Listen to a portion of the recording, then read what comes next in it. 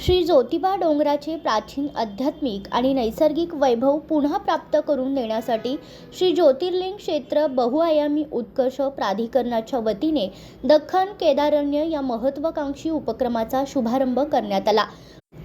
बाडी रत्नागिरी येथे पार पडलेल्या एका विशेष कार्यक्रमात राष्ट्रीय महामार्गाच्या कामात बाधित झालेल्या मोठ्या वृक्षांचे शास्त्रोक्त पद्धतीने पुनरोपण करून या मोहिमेला गती देण्यात आली।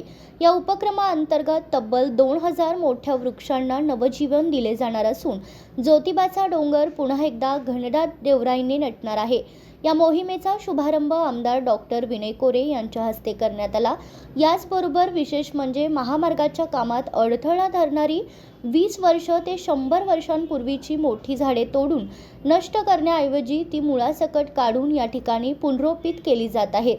हे पर्यावरणीय पुनर्जीवन केदारण्य प्रकल्पाचा एक महत्त्वाचा भाग असून यासाठी पर्यावरण तज्ज्ञांसह चेन्नईमध्ये वृक्ष पुनरोपणाचा यशस्वी प्रयोग करणाऱ्या जिल्ह्यातीलच तज्ज्ञ सुरेश जाधव यांचे तांत्रिक मार्गदर्शन लाभत आहे। मला आपल्याला सांगितलं पाहिजे की आमच्या वारणा कॉलेजचे कोल्हापूर जिल्ह्यातलाच एक विद्यार्थी सुरेश जाधव म्हणून ते खरं तर आज चेन्नईमध्ये जाऊन स्थायिक झाले आणि चेन्नईमध्ये त्यांनी एक फार मोठी कंपनी निर्माण केली आणि ट्री ॲम्ब्युलन्स, ट्री डॉक्टर्स आणि झाडांच्या या काय म्हणतो आपण त्याला जिवंत झाडं इकडून तिकडं नेऊन लावणं आणि ती यशस्वी करणं यामध्ये त्यांनी अतिशय मोठं काम केलं। तर त्यांच्या सल्ल्यानं आणि त्यांच्या मार्फत खरं तर 100% यशस्वी होणारं हे काम आता आपण या ठिकाणी हातात घेतले।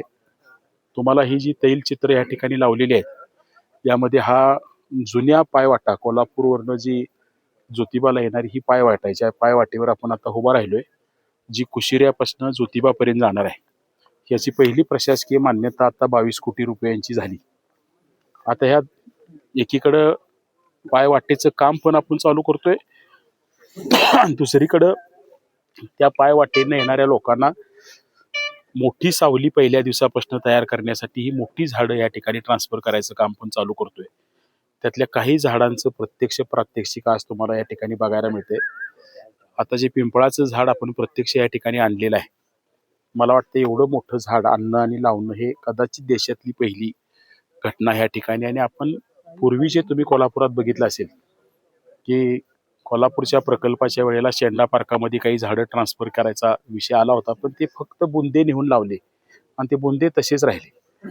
पण आता आपण इकडं करत असताना विथ कॅनोपी ज्याला म्हणतो आपण, म्हणजे फांद्या पानं ह्याच्या सगळ्या सकट ही झाडं ह्या ठिकाणापर्यंत आणलेली आहेत, मुळा सकट आणलेली आहेत आणि स्टँडर्ड SOP प्रमाणे आज त्याचं प्लांटेशन ह्या ठिकाणी सुरू आहे। तसंच केदार विजय ग्रंथामध्ये अगस्ती ऋषींनी लोपामुद्रांना जे वर्णन केलं ह्या डोंगरावरच्या झाडांचं, त्यातली जी झाडं उपलब्ध नाही आहेत त्यातल्या आजही आम्हाला 2 झाडं उपलब्ध झालेली नाहीत। म्हणजे सूर्यकांता नावाचं एक झाड आहे जे आपल्या खरं तर मायग्रेन म्हणतो आपण किंवा विस्मरण म्हणतो या रोगावर एक औषध म्हणून त्या ठिकाणी वापरलं जातं, ज्याचा उल्लेख त्या केदार विजय ग्रंथामध्ये आहे। ते झाड आजही उपलब्ध झालं नाही। आणि एक दशाळा नावाचं झाड आहे की ज्याला 10 प्रकारची मुळं आहेत, त्याचाही उल्लेख केदार विजय ग्रंथामध्ये आहे, तेही उपलब्ध झालेलं नाही।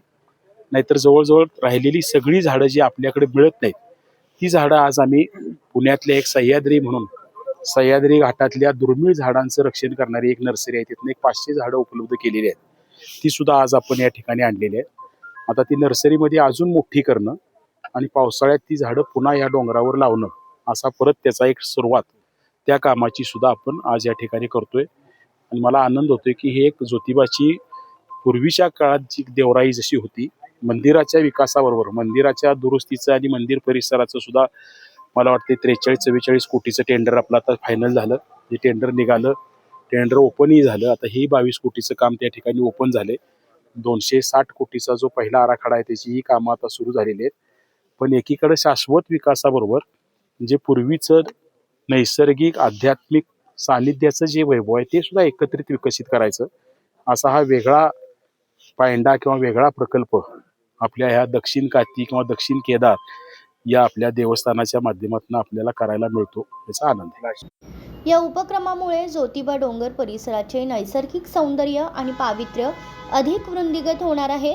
दख्खन केदारण्य या संकल्पनेतून साकारत असलेल्या या प्रकल्पामध्ये केवळ वृक्ष पुनरोपणच नव्हे तर वृक्ष संगोपन आणि संवर्धनावरही भर दिला जातोय।